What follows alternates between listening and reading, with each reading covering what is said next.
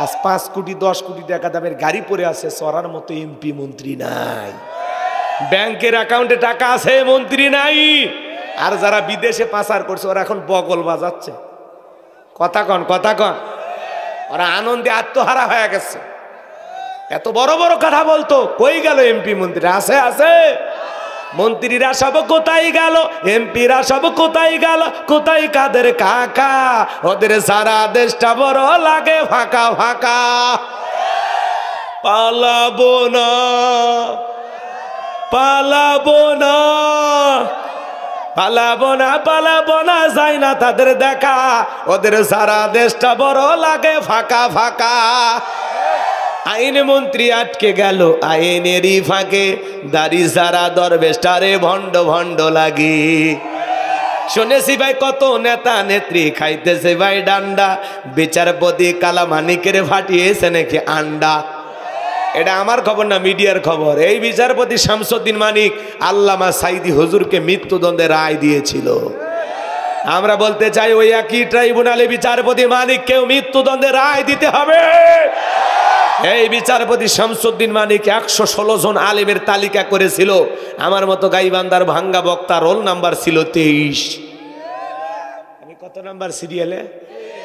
যারা আলেমদের তালিকা করেছিল আজকে বিনা তালিকায় ওরা জেলখানায়। কার খেলা? জোরে বলেন, কার খেলা? পলকের ঝলক গেল, পলকের ঝলক গেল, থামিয়ে নেটের চাকা। ওদের সারা দেশটা বড় লাগে ফাঁকা ফাঁকা। কোথায় গেল সংসদেতে মমতাজের গান? কোথায় গেল হযরত বলার স্বামী ওসমান? 70 রাকাত তাহাজ্জুদ পড়তো, বিরাট বড় আল্লাহর ওলি। 5 তারিখে ভাগ্যে কি আছে আল্লাহর ওলিরা জানতো না। 41 সাল, 24 সালে কি আছে ওইটা জানে না। 41 কথা কন না আপনারা। এই স্বামী ওসমান মাইক পেলে বলতো খেলা হবে, খেলা হবে। আজকে পুরো বাংলাদেশের মাঠ পড়ে আছে, ওই খেলোয়াড়রা নাই। আসেন দুলা ভাই, খেলা হবে, আসেন। ওই বিনোদনী নেতাটা নাই গো, ওনার কথা কিন্তু খুবই ভালো লাগছে। জ্বালা জ্বালা মাসুদ কি হয়ে যাও, ভালো হয়ে যাও। আছে আছে, উনি কিন্তু মাঝে মাঝে বাংলাদেশের মানুষকে খুব বিনোদন দিত। স্মার্ট বাংলাদেশ কয়ে মঞ্চ ভাঙ্গিয়ে একেবারে। রাগ করতেছেন মনে হয় আপনারা? চলেন সামনে দেখে যা। বিরক্ত হচ্ছেন না তো? ইনশাল্লাহ মাঝে মাঝে একটু বাস্তবতা বললে রাগ করবেন না তো? চলবে চলবে, হাত তুলে বলেন চলবে চলবে। তাকবীর না লিল্লাহে তাকবীর। হাত নামান বাবাজিরা আমার। তাহলে নেতারা যা করতেছে ফেরেশতারা সব লিপিবদ্ধ করতেছে। নেতা যদি সঠিকভাবে জনগণের আমানত বুঝা দেয়, নেতা যদি ক্ষমতার চেয়ারে বসার পরে এলাকার মাদক বন্ধ করে দেয়, এলাকার অশ্লীলতা বন্ধ করে দেয়, ভালো ভালো কাজ যদি করে, নেতা ভালো কাজ করার কারণে ভালো পুরস্কার পাবে, আর মন্দ কাজ করার কারণে মন্দ পুরস্কার পাবে। জনগণের আমানত সঠিকভাবে পৌঁছায় দিলে এর সব পাবে। আর যদি দুর্নীতি করে নিজের পকেটে ঢুকায়, ওই দুর্নীতির দায়ে আখিরাতে আল্লাহর আদালতে গ্রেফতার করা হবে।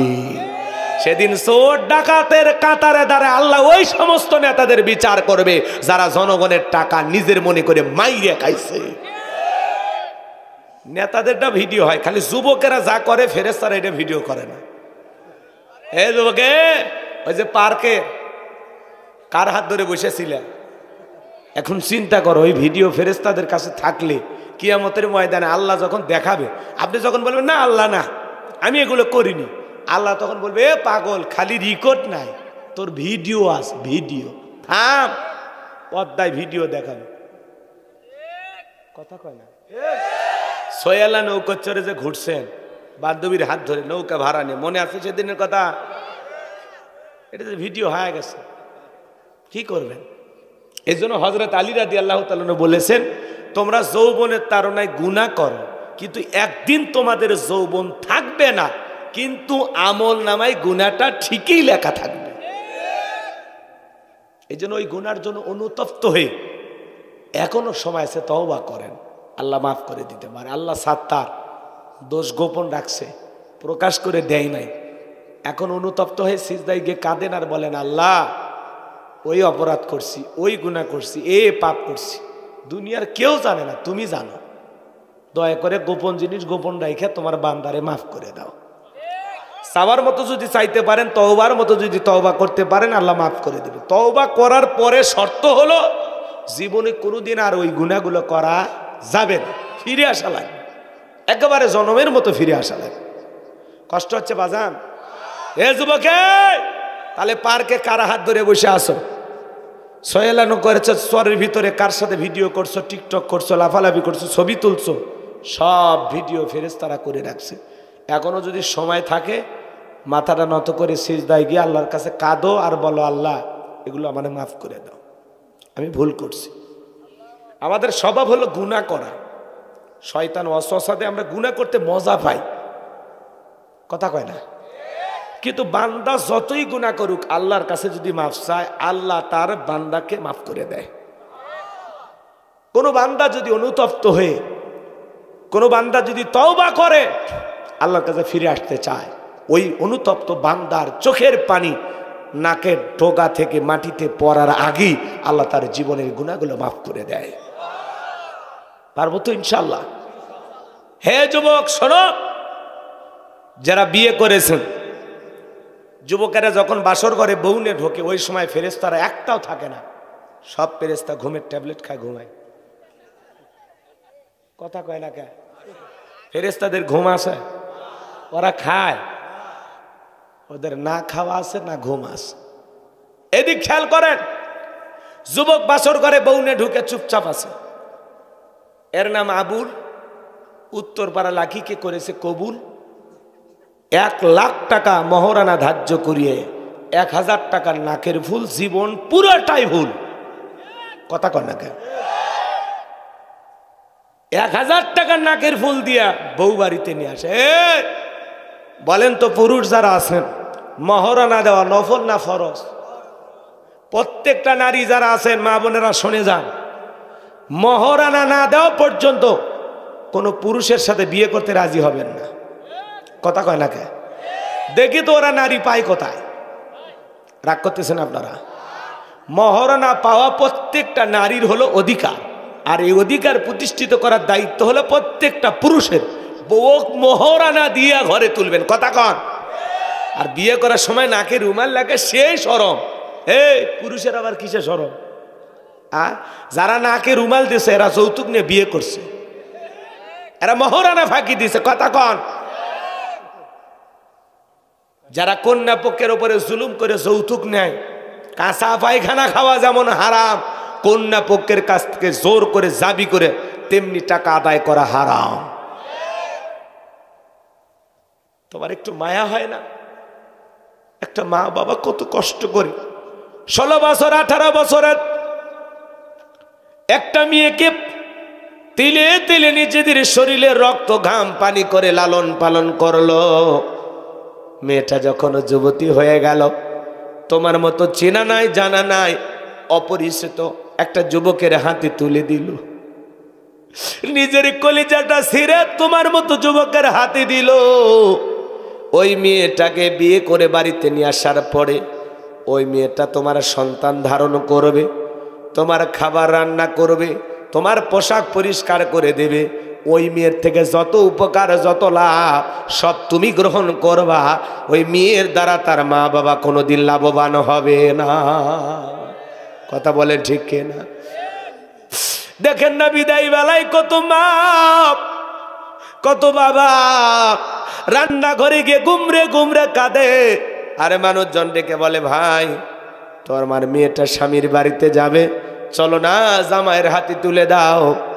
বলে না না আমি পারবো না, যে মেয়েটাকে এত ভালোবাসলাম, এত আদর করে বড় করলাম, আজকে আমার মেয়ে আমার কলিজা ছিঁড়ে চলে যা, আমার ঘরটা শূন্য করে যায়, আমি বাবা সহ্য করতে পারি না।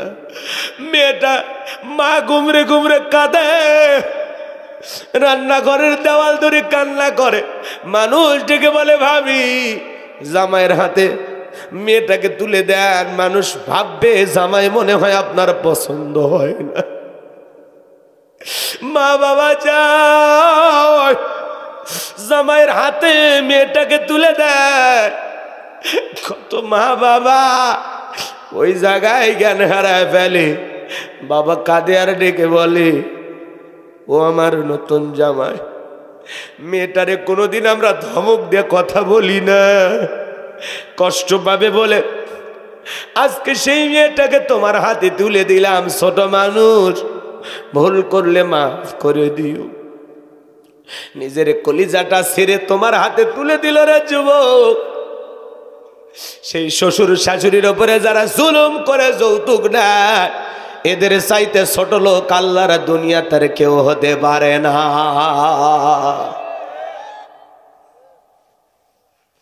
একটা 16 বছর 18 বছরের জীবন্ত ফুটান্ত গোলাপ তোমার হাতে তুলে দিল। উল্টো শ্বশুর শাশুড়িকে গিফট দেওয়া দরকার, হাত দিয়ে দেওয়া দরকার, যেটা কি দিলেন আমার হাতে।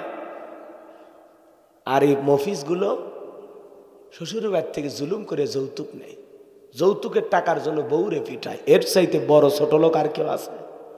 বউরে পিটায় আর কয় যতক্ষণ আব্বা ডাকছে ততক্ষণ ছাড়বো না। মানুষকে বউরে পিটান কেন? কয় পিটাবো না। 1.5 লাখ টাকা দেওয়ার কথা, 1 লাখ টাকা দিয়েছে। এখনো আমি শ্বশুর বাড়ির থেকে 50,000 টাকা পাই, ওই মনে হয় হালখাতার টাকা পাই। এরকম আসে না নাই ভাই?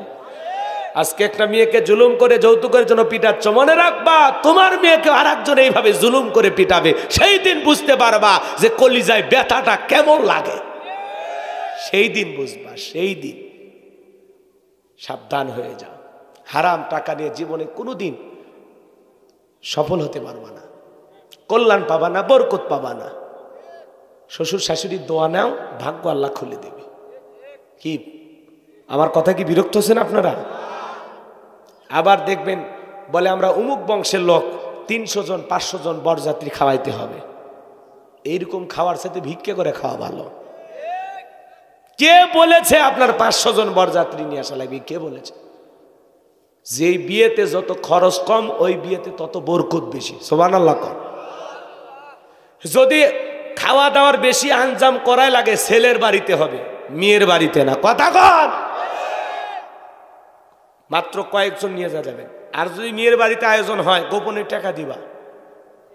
যাব্বা, আমি জানি আপনার অবস্থা ভালো না, 2 লাখ টাকা দিলাম, এই যে কিছু লোক আসবে, আনুষ্ঠানিকতা পারি দেওয়াই লাগবে, এই 2 লাখ দিলাম, খরচ দিয়ে দেবেন। খরচ দিয়ে দেবেন, গোপনে কি দেবেন? খরচ দিয়ে দেবেন। এই কথাগুলো তো আপনাদের ভালো লাগতেছে না যুবক? ভালো লাগে? পারবো তো, আমল করতে পারবো তো ইনশাআল্লাহ। তাহলে জীবনে কোনোদিন আমরা যৌতুক নিয়ে বিয়ে করবো না। কোন কোন যুবক হাত তোলো যারা এখনো বিয়ে করনি? আর যারা বিয়ে করে যৌতুক নিয়েছেন, পুরো টাকা শ্বশুর বাড়িতে আগামীকালকে ফেরত দিয়ে আসবেন। যে আব্বা আমি ভুল করছি, গোলাম রব্বানী হুজুর আসছে, ওয়াজ করছি, গাইবান্ধার বক্তার কথা শুনে ভাল লাগছে, আপনার টাকা আপনারা দিয়ে দিলাম। পারবেন তো ইনশাআল্লাহ? বীর পুরুষ। ফেরায় দিলে আল্লাহ কোন দিক দিয়ে বরকত দিবে? আমি দোয়া করে দেবো। শ্বশুরের 1 লাখ ফেরায় দিলে আল্লাহ 10 লাখ তোমারে দিবে, আমি দোয়া করবো ইনশাআল্লাহ। আল্লাহ কবুল করেন। জোরে বলুন আমিন। কষ্ট পাইছেন নাকি বাজান? দিল দিয়া কথাগুলো বোঝার চেষ্টা করবেন। যুবক ভালো করে শুনে যাও। বউ নিয়ে বাসর ঘরে ঢুকে বসে আছে, বউ আছে খাটের ওপর, ছেলে আছে সোফার ওপর। মেয়েটা বলে, কি গো স্বামী, কাছে কি আসবা না? দূরে থাকলে কি ভালোবাসা হবে? ছেলে বলে, যাওয়ার উপায় নাই, হুজুর বলেছে মহারানা না দিয়া বউকে স্পর্শ করা যাবে না। কি ক? মহারানা নাই থাকলে কি আর এই জায়গায় বসে থাকি? কথা কয় না। যারা বিয়ে করতে যায় বা যুবক, 1 লাখ টাকার এটা বান্ডিল, পাতলা সাদা পাঞ্জাবি পরে 1000 টাকার নোট এই পকেটে নিবা, এরকম বীর পুরুষের মতো বিয়ে করতে যাবা। এ কথা কন নাকি আপনারা? খবরদার তোর নাকে যান রুমাল না থাকে। এক জায়গায় বিয়ে পড়াতে গেলাম, ছেলেকে বলতে চাই সূরা ফাতিহা জানো, আর চোখ মুখ ঘেমে গেছে। পাশে থাকা কোলদারা দুলে ভাইয়েরা সাহায্যকারী, এরা বলতেছে হুজুর বিয়ে পরে আপনাকে দেয় কত? আমি 500 1000 কয় 2000 টাকা দেবো হুজুর, বিয়েটা ভেঙে দেন না। ওই ছেলেও সূরা ফাতিহা জানে না, আমরাও জানি না, সূরা ফাতিহা জানে না, ও বিয়ে করবে গেছে। আর মেয়ে যা প্রশ্ন করে, মা তুমি কোরআন খতম করছো কিনা, এই মেয়ের হিসাব পরে, তোর ছেলে কোরআন খতম করছে সেই হিসাব আগে দে। মেয়ের যেরকম ইন্টারভিউ নেন ছেলের ওইভাবে ইন্টারভিউ নেবেন। মেয়ে বলে, মা একটু হাসো তো, দাঁতগুলো দেখি, সামনে যাও তো, পা চলে কিনা দেখি, চুলগুলো লম্বা কিনা, মনে হয় কুরবানির গরু কিনবে যাচ্ছে।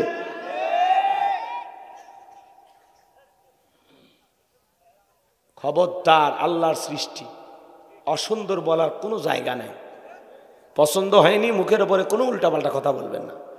আরে পাত্রী দেখতে গেলে খবরদার কোনো দুলে ভাই বন্ধু বান্ধব যান না যায়, জায়েজ নাই বেটা, জায়েজ নাই। পাত্রী দেখতে গেলে নিজের মাকে নিয়ে যাবা, নিজের বোনকে সাথে নিয়ে যাবা। কথা কয় না? কে যাবে? মা, বোন। ভাবিকেও নিবা না, ভাবিকে নিলে ঝামেলা আছে, নেওয়া জায়েজ আছে কিন্তু নিলে ঝামেলা আছে। ভাবি চাইবে তার চাইতে বেশি সুন্দরী কেউ জানো ওই বাড়িতে আগমন না ঘটে, তাহলে ভাবির ভাবটা কমে যাবে। ভাবি চাইবে ওর চাইতে দুর্বল নারী আসুক, যাতে ও আঙ্গুল তুলে তুলে বলতে পারে যে তোমার ভাইয়েরা বিয়ে করছে, আমার মতো আসছে না। এজন্য ভাবিকে নিয়ে যাওয়া যাবে না। যুবক, কি বোঝা গেল?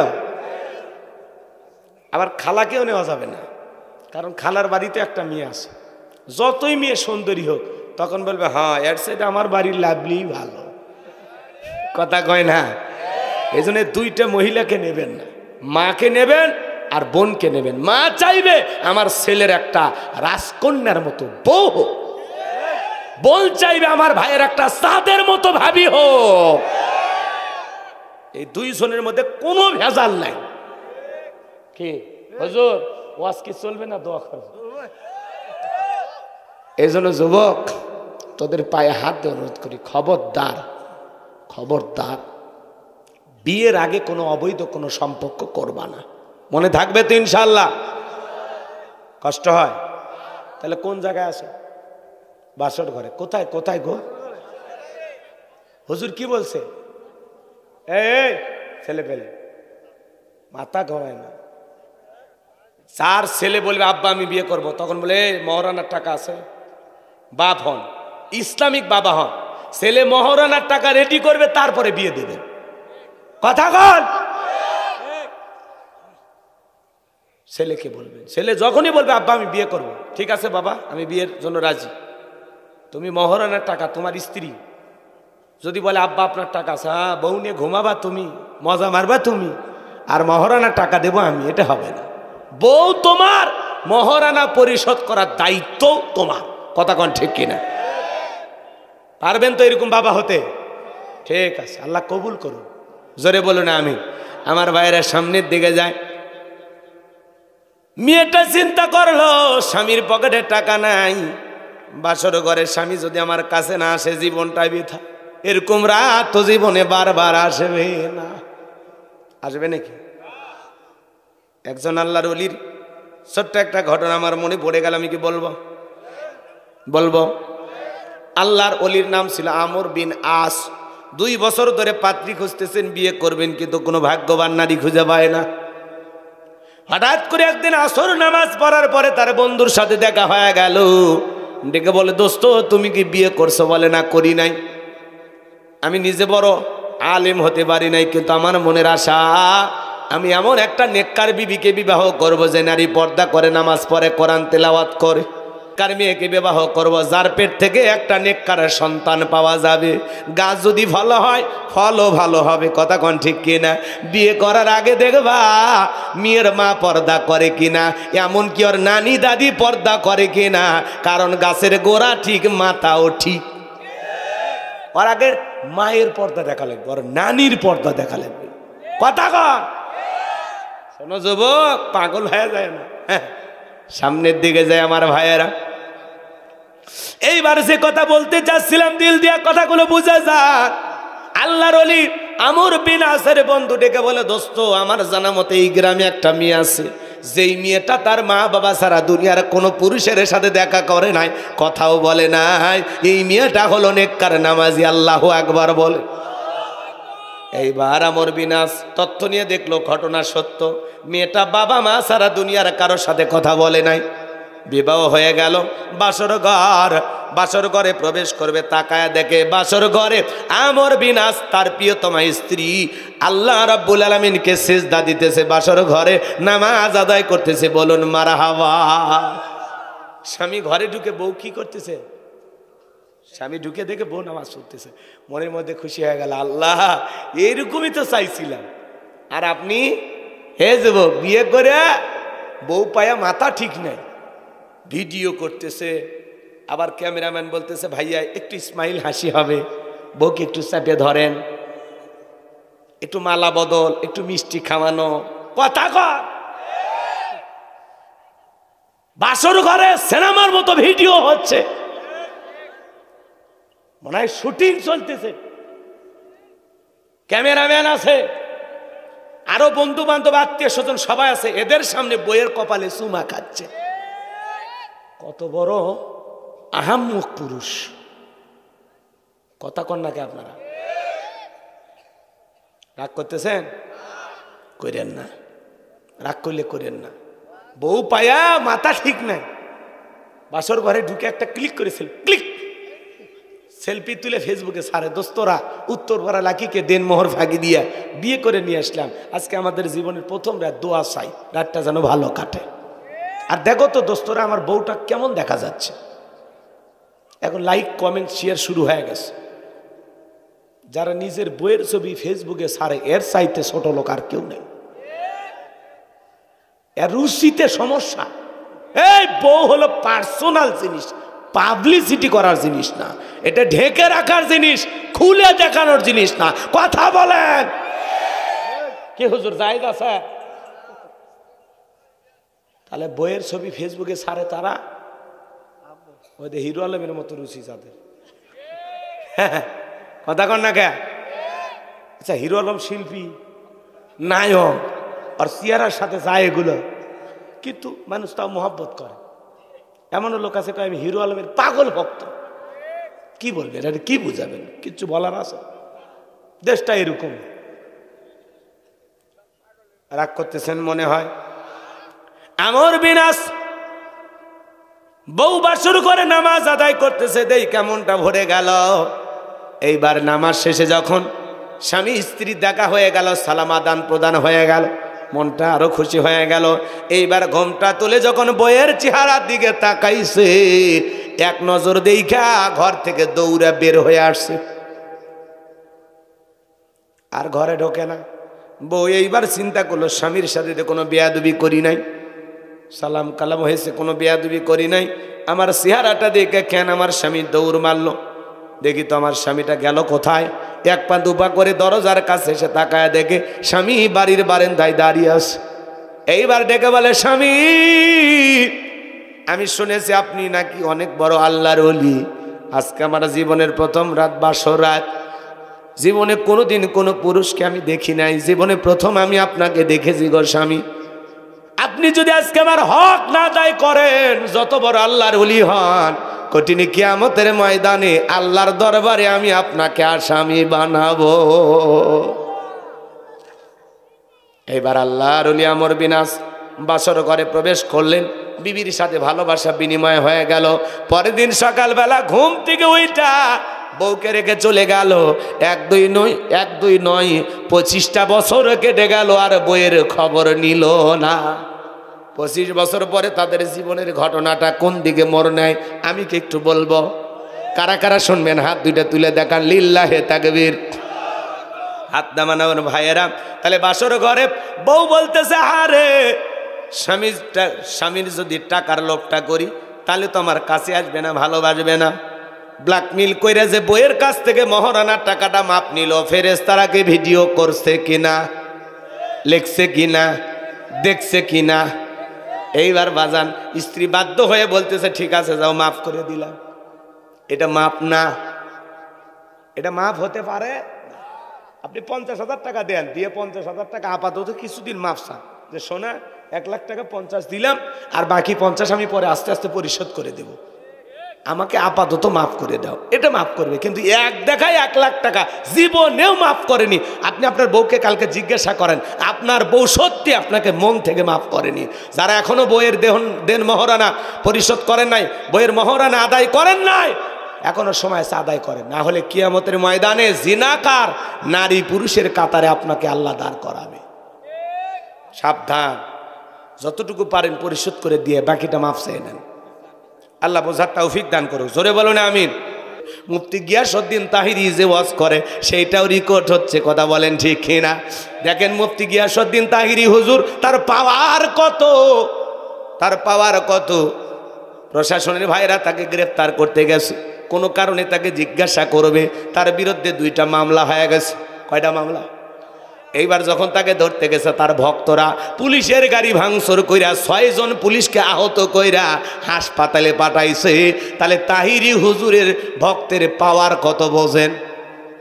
কুল্লু নাফসিম বিমা কাসাবাত রহিনা, প্রত্যেকটা ব্যক্তি তার নিষ্কৃত কর্মের ব্যাপারে আবদ্ধ। এ বাজান গো আমার, দুনিয়াতে ভালো মন্দ যা করবেন, যার অন্তরে আল্লাহর ভয় আছে, যে হিসাবের ভয় করবে, সে সুদ খাইতে পারবে না, ঘুষ খাইতে পারবে না, জিনা ব্যভিচার করতে পারবে না, খাদ্যে ভেজাল দিতে পারবে না, ওজনে কম দিতে পারবে না, নিজের ব্যবহারের কারণে মানুষকে কষ্ট দিতে পারবে না। কথা বলেন ঠিক কিনা? আপনি আমি দুনিয়ার জীবনে যা করতেছি বাজার, প্রত্যেকটা কথা লিপিবদ্ধ হয়ে যাচ্ছে।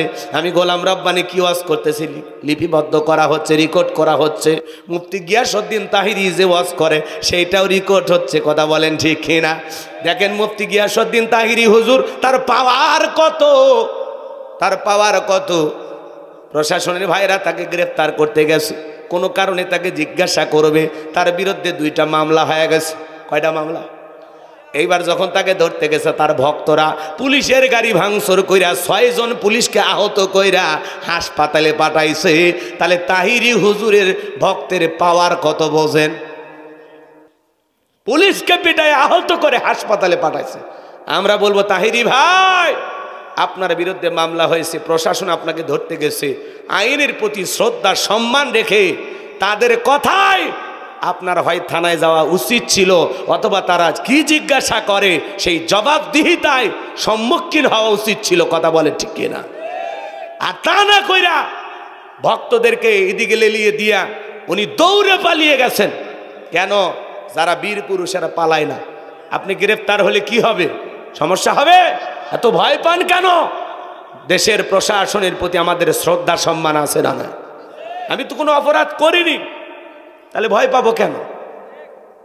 এই জন্য তাহিরি সাহেবকে পুলিশ যখন গ্রেফতার করতে গেছে তার ভক্তরা পুলিশের গাড়ি ভাঙচুর করেছে।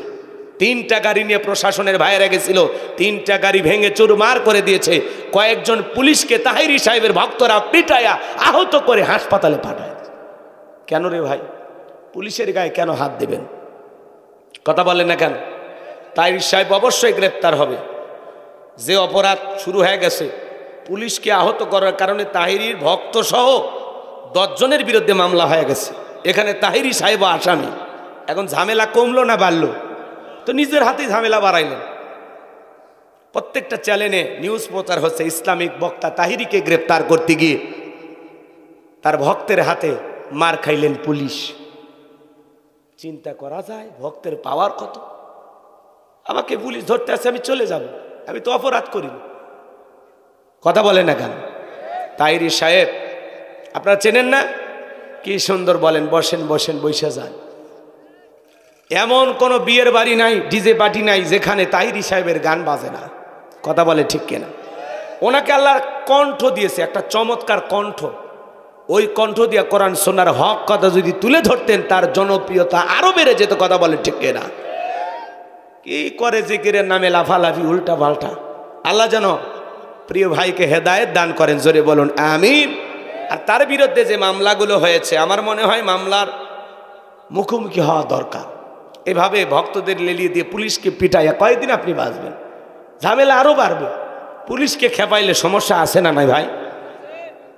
এই জন্য কথায় আছে, ওই যে কি যেন একটা বলে না, বাঘে ধরলে কত খা, পুলিশে ধরলে কত খা। এইরকম আপনি পুলিশের গায়ে আপনার ভক্ত কেন হাত দিলে? আপনি আরো পুলিশকে হেফাজত করবেন, ভক্তদেরকে বলবেন এই আমার জন্য দোয়া করো, আমি থানায় গেলাম। বীর পুরুষ, কথা ঠিক কিনা? আপনি পুলিশ ধরতে গেছে সেই ভয়ে দৌড়ে পালিয়ে গেলেন, আর এদিকে আপনার ভক্তরা প্রশাসনের ভাইদের গাড়ি ভাঙলো, তাদেরকে পিটাইলো। এইটা কেন ঘটলো? আর তাহিরি সাহেবকে এভাবে ধরতে গেছেন প্রশাসনের ভাইয়েরা, কেনই বা ধরতে গেলেন? কি মামলা, কতটুকু কি, আমরা তো কিছুই জানি না।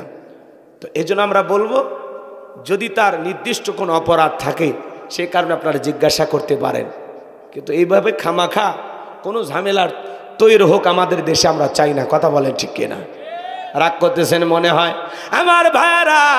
তাহলে তাহিরি সাহেবকে গ্রেফতার করতে গেছে, থানার প্রশাসনের ভাইদেরকে দেখে পুলিশের ভয়ে তাহিরি সাহেব দৌড়ে পালিয়ে গেলেন। আর ভক্তরা কি করলো? গাড়ি টাড়ি ভেঙে দিল, প্রশাসনের ভাইদের গায়ে হাত দিয়া ঝামেলাটা আরো বেশি বাঁকাইছে। কথা বলে ঠিক কিনা? এরকম করা যাবে না, আলেমদের হওয়া লাগবে সাহসী। তাহিরি ভাই মঞ্চে বড় বড় কথা বলেন, সাহস তাহলে আপনার গেল কোথায়? কথা বলেন না কেন? সাহস থাকা লাগবে, বাস্তবতার মুখোমুখি লড়াই করতে শেখা লাগবে। কথা বলে ঠিক কিনা? দৌড়ে কেন পালাবেন? আপনার তো অপরাধ নাই। দৌড়িয়েও যদি পালিয়ে প্রমাণ করেন যে না আমি সত্যি অপরাধ করেছি, কোথায় যেন মাহফিলের অনুমতি নাই, কি যেন একটা ঝামেলা, এগুলো নিয়ে তার বিরুদ্ধে একটা মামলা হয়েছে আমরা যতটুকু শুনেছি। আমার ভাইয়েরা, আল্লাহ পাক যেন সমস্ত বিশৃঙ্খলা থেকে বাংলাদেশের উপরে শান্তি নাজিল করেন। একটু জোরে বলেন না আমিন। মুফতি গিয়াসউদ্দিন তাহিরি সাহেবের ভক্তরা দেখবেন হেলিকপ্টার দিয়ে তারা নিয়ে আসে।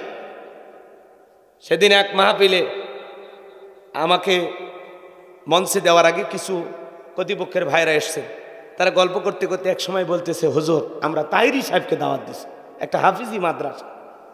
তো আমি বললাম, ভাই গত বছরে আপনাদের মাহফিল আমি করলাম, এবার তাহিরি সাহেবকে দাওয়াত দিয়েছেন, ভালো মাশাআল্লাহ। কয় হুজুর দাওয়াত দিছি কি সাদে, লোক যেন বেশি হয়। উনি কি ওয়াজ করে না করে ওটা আমাদের দেখার বিষয় নয়, আমরা চাই তাহিরি সাহেব আসলে লোক বেশি হবে, শ্রোতা বেশি হবে, এই জন্য দাওয়াত দিয়েছি। আর হুজুর তো আসবে হেলিকপ্টারে, দেখছেন হেলিকপ্টার দিয়ে বক্তা নিয়ে আসে। তাহলে তাহিরি সাহেবের ভক্ত আছে না? না, তার ভক্তরা আবার ফেসবুকে লিখতেছে তাহিরি সাহেবের কিছু হলে জ্বলবে আগুন ঘরে ঘরে। এই জন্য তো ভক্তরা পুলিশকে পিটাইছে। এই ভক্তদের সাহস পরীক্ষা করা দরকার। কথা কন না কেন ভাইয়েরা আমার? প্রশাসনের গায়ে হাত দেবেন না। আমাদের প্রশাসনের প্রতি শ্রদ্ধা সম্মান রাখার দরকার আছে না নাই? আইনের প্রতি সম্মান দেখে তাহিরি ভাইয়ের এখনো সময় আছে থানায় গিয়ে সিলিন্ডার করা, আত্মসমর্পণ করা। কথা বলেন ঠিক কিনা? না হলে ভাই যতই লুকিয়ে থাকেন, মামলা দুইটা হয়ে গেছে, আপনাকে বিচারের মুখোমুখি করা লাগবে। কথা কন ঠিক কিনা? কষ্ট হয় আপনাদের? বিরক্ত হচ্ছেন বাজান আমার? আল্লাহ তাআলা কণ্ঠ দিয়েছেন, তাহিরি ভাইয়ের কণ্ঠ যেন আল্লাহ পাকের পদে কবুল করেন। কথা বলেন ঠিক কিনা? এখনো সময় আছে, নিজেকে পরিবর্তন করেন, তাছাড়া দিন যত যাবে ঝামেলা তত বাড়বে। আর যাই হোক, বাংলাদেশে কোনো ভণ্ডামির ঠাঁই হবে না। এই দেশে মাজারের নামে কোনো ভণ্ডামি করতে দেয়া হবে না। কথা কি বোঝা গেল? এই দেশে যত শিরিক আছে, বেদাত আছে, সব বন্ধ করতে হবে। কথা বলেন ঠিক কিনা? বাংলাদেশ হকের জমিন, এই জমিনে হকের আওয়াজ চলবে। শিরিক বিদাত নিয়ে যারা পড়ে আছেন, এখনো সময় আছে, পরিবর্তন হয়ে যান। আল্লাহ আমাদের সঠিক বুঝদান করুন। জোরে বলুন আমিন। তাহিরি সাহেবকে বলবো, যে সুন্দর কণ্ঠ আল্লাহ দিয়েছেন, এই কণ্ঠ দিয়ে কোরআন সুন্নাহ গবেষণা করে চমৎকার কিছু কথা জাতির সামনে উপস্থাপন করেন, জাতি আপনার সমস্ত ত্রুটিগুলো মাফ করে দেবে।